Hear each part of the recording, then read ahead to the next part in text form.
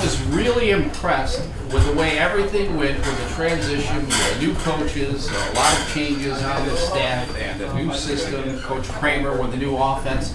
You guys didn't skip a beat. I mean, everything really came together, didn't it? I tell you what, for 3 quarters of the game, I thought we were a little sloppy there towards the middle of the third quarter, the end of the third quarter. But no, that kind of first half, the offense, we ran the ball well, we threw the ball effectively, we threw it short, we threw it long.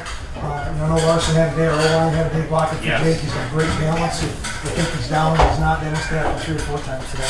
Well, I'll tell you what, the numbers are impressive. Utica College snapped the ball 84 times on offense, racked up 470 yards.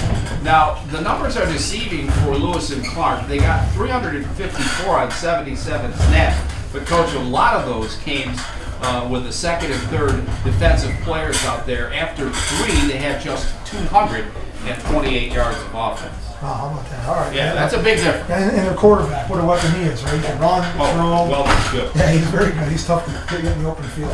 At number 26 for Cena, that's enough of seeing him. I mean, he was open 8 or 9 times on that same pattern. Yeah, he's quick, very quick.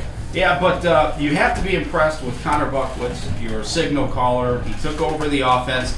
He has great poise and presence in the pocket. I like the way he looks and the way he handled things out there. He does. He's got a great presence out there. He's a leader on our football team. And his first start, everyone's talking. He had some pretty big shoes to fill. It's nice that those shoes are on the sideline this year, helping him out. Yes, exactly. And they have a great relationship. And Coach Banquet and Coach Kramer working with our quarterbacks. And I thought Connor had a great first open day.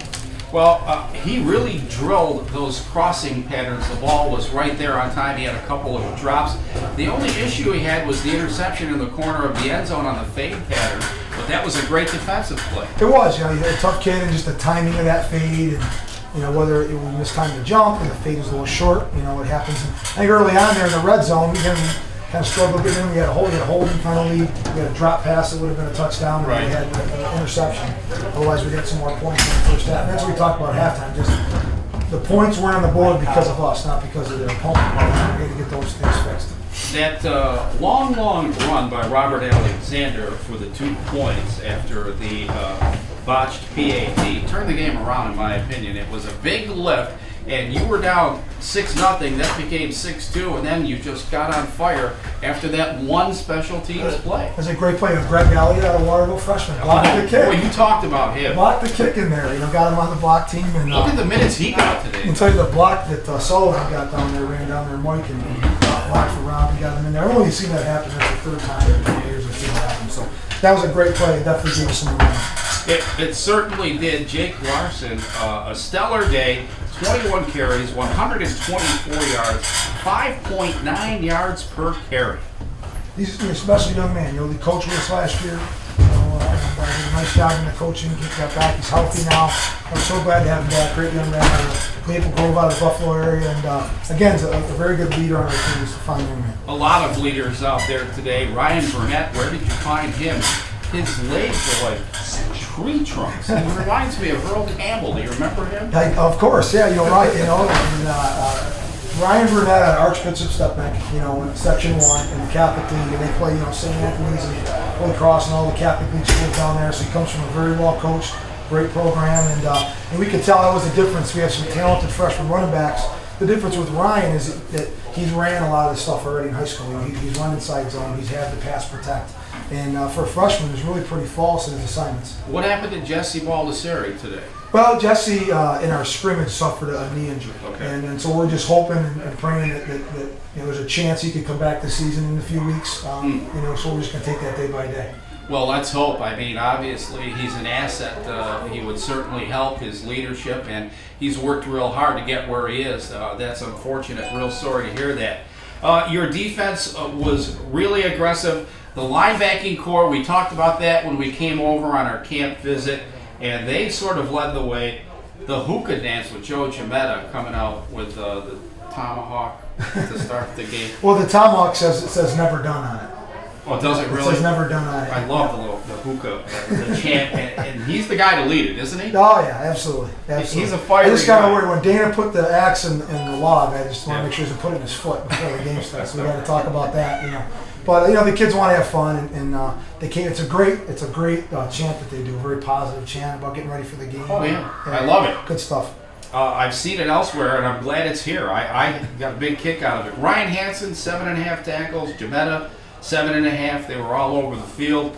And, boy, your defense was really dominant when it mattered. They had some big, there was a big sudden change after that pick. Mm-hmm. They intercepted in the end zone. We 3 and out and got the ball right back to our offense, and I believe we scored after that. So, again, when you're playing this type of offense, it's you're going to see lots of guys with 7 tackles, 5 tackles, 6 tackles. They're going to play real team defense and pursue. And I thought for the most part, we were able to contain Welch for the most part. And Coach, you're deep at wideout. Jamie Murphy, 96 yards. He has a big game. Anthony Acevedo, 85 yards. A lot of depth there. There is. Leadership there. Murph's a senior, Ace is a senior, Jabino's a senior, Jones is here. 4 seniors right there. So that's a great sign. And you guys have been true fans from day one. And, it used to be Acevedo, the freshman out there, yes, and things like that. So they've grown up, and it definitely helps in these tight games to have the senior leadership and upperclassmen leadership. All right, this one is behind us. Union College ahead, under the lights. It's going to be a great atmosphere here next week. Oh, no doubt.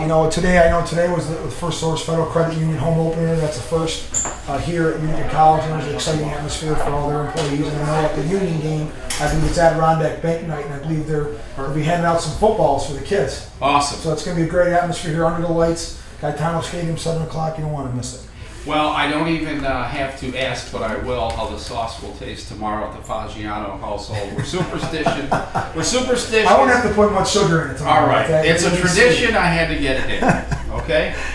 Hey, a pleasure. It was a lot of fun, and I did make the announcement that your visit with us will move to Tuesdays to accommodate your schedule. We'll do that at 3:20, and that's when we'll talk to you next, okay? Look forward to talking to you. Thank you. Thanks, Fred. Have a great weekend. Guys. Take care.